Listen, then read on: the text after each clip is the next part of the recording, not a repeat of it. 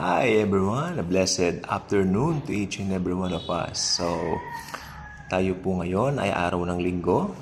Today is the 2nd of February 2025, of course. Hindi po si MJ ito This is me. Diba?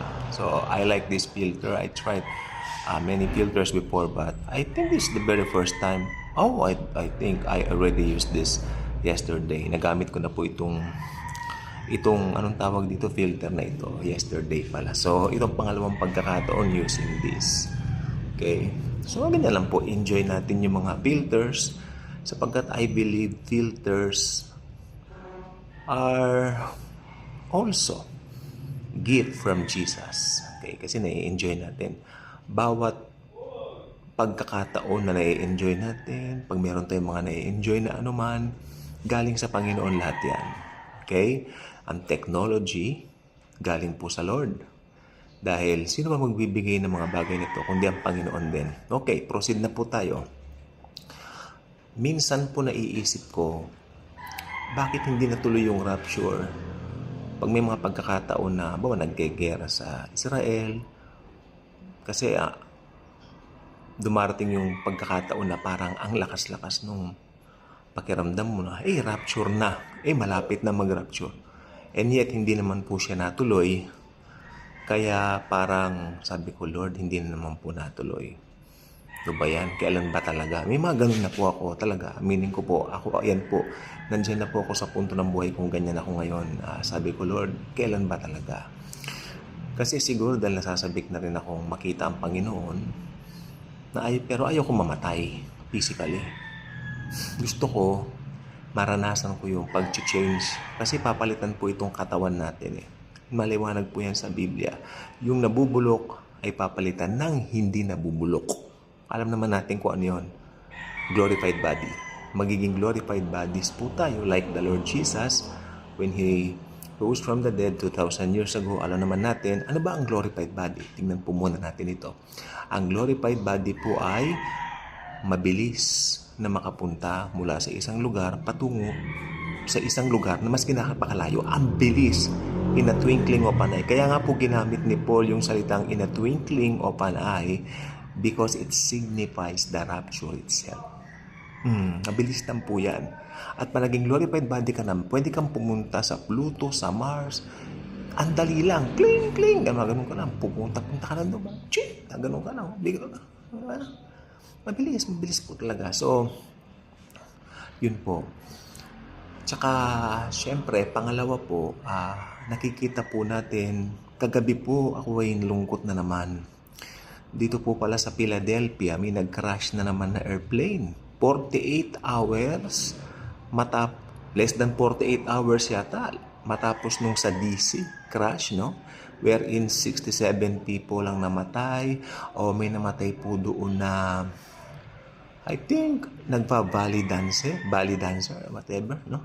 Ano sila, mga popular sila dun sa field na ginagalawan nila. Okay, so nagkakasunod-sunod. Pero hindi natin pwedeng sabihin na, rapture na kasi nangyayari yung mga bagay niyan. No, hindi po. Ang rapture mangyayari sa takdang oras niya. Alam nyo, ang totoo po niyan, may takdang oras na ang Panginoon na nakahanda na kung kailan si rapture.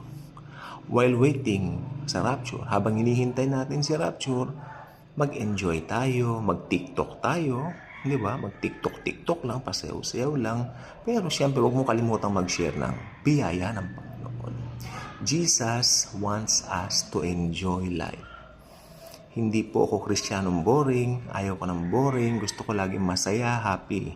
Sapagkat ang Diyos natin ay Diyos na masaya, kaya alam natin, ang puso niya ay pawang kaligayahan at pagpapala sa mga taong naniwala doon sa tinapos niyang gawa sa krus ng Kalbaryo.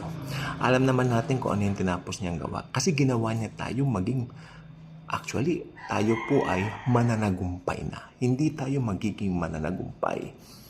Ginawa na po niya tayong mananagumpay nung sampalatayanan natin na si Jesus ay namatay para bayaran ng lahat ng ating mga kasalanan.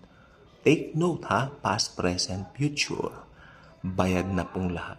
At pag narinig mong bayad ng lahat, ano pong ibig sabihin? It means lahat.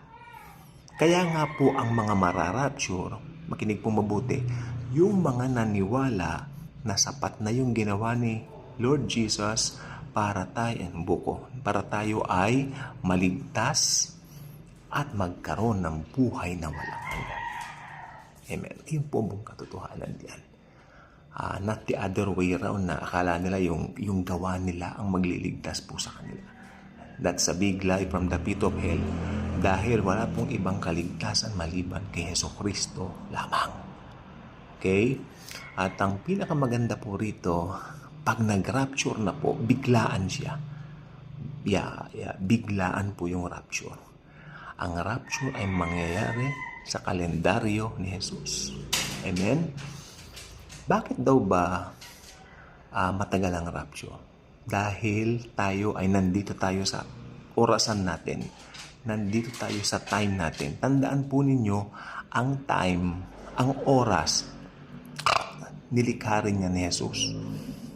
Kaya si Jesus, bilang creator ng time, He is outside time.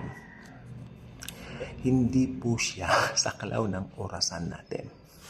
Huwag natin siyang igaya sa ating limitadong kaisipan. Amen?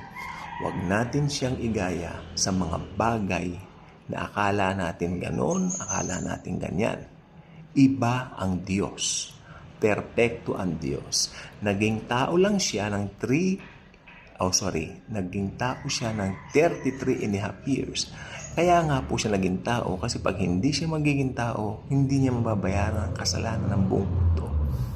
Kaya thankfully, naging tao siya for the past 33 years, 2,000 years ago. At doon nga po sa krus ng Kalbaryo, binayaran niya lahat ng mga kasalanan natin. Kaya sa araw ng rapture, ipapakita ni Lord Jesus yung kanyang mga sugat dito sa kanyang tagiliran. Tapos yung mga pinagbutasan ng pako, dito po sa pinako sa kamay, sa wrist. Dito po. Hindi po dito ha. Kasi pag sinuspend ka dun sa cross, tingin sa salamin ko, booking. Kasi pag sinuspend ka sa cross na ito, palad. Tama ba akong Tagalog ko? Wrist? Palad, no? Palad. Wrist dito eh. Ito palm. O pag sa palm ka ipinako, sususpend ka sa cross, mahuhulog, bibigay yung kasi pag mabigat ka, pwede ka mahulog, matatanggal dito yung pako, from here, gaganon yung pako, gaganon yung kamay mo, mahuhulog ka, then yung pako, iaano niya rito, kayang i-destroy ng pako yung mga tarsals mo rito, kaya mahuhulog ka sa cross, kapag ka dito ka ipinako. Pero pag dito sa wrist, talagang nakaano ka doon, pero masakit po pag dito pinako. Na-imagine niyo po yung ginawa ng Panginoon sa atin. Okay? So, yun lang pong gusto ko sabihin. May Shopee po akong dumating, no? So, sa rapture, kita-kita tayo. God bless.